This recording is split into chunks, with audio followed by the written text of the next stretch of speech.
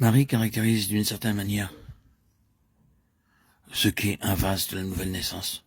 Pour qui, pourquoi, sur quelle base a lieu la nouvelle naissance. Ici, il y a une correspondance entre la naissance du Seigneur Jésus et la nouvelle naissance propre à chaque véritable enfant de Dieu. Nous devons bien sûr reconnaître la souveraineté divine de l'élection éternelle, choisie en Christ avant la fondation du monde. Acceptons cela et mettons-le de côté pour le moment.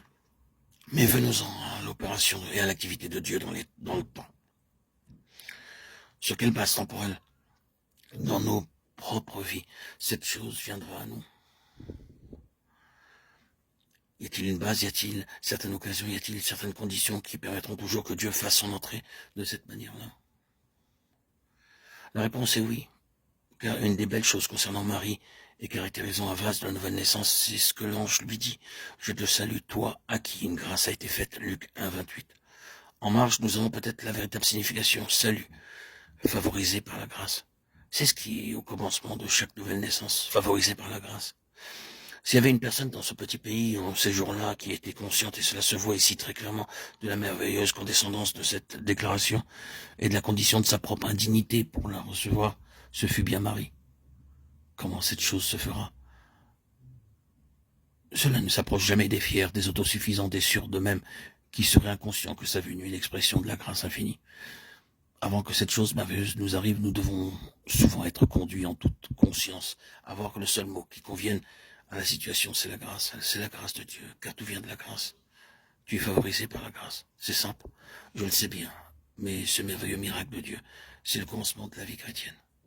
Puissions-nous voir et être profondément impressionnés, comme elle le fut, à cause de notre complète unité dans cette affaire, sachant que cela n'aurait jamais pu être à notre part, si nous-mêmes, dans notre état, nous avions été les facteurs décisifs.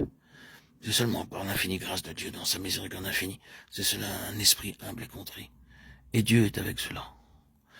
Mais la nouvelle naissance n'est seulement que le début. Ce qui est de Dieu et du ciel doit croître et croître encore. Il doit y avoir un accroissement de plus en plus grand de sa personne, mais tout est basé sur ce même principe. Vider de nous-mêmes, mettre au dehors tout ce qui vient de la chair, et ouvrir la voie par la grâce de Dieu. Une dernière caractéristique concernant Marie, c'est sa simplicité et sa docilité. Il y a quelque chose de très beau dans sa simplicité, n'est-ce pas? Nous sommes souvent trop compliqués à l'égard de toutes ces choses. Nous faisons de la vie chrétienne quelque chose de trop complexe, projetant notre mentalité, nos arguments, nos controverses et ce besoin que nous avons d'avoir sans cesse des explications.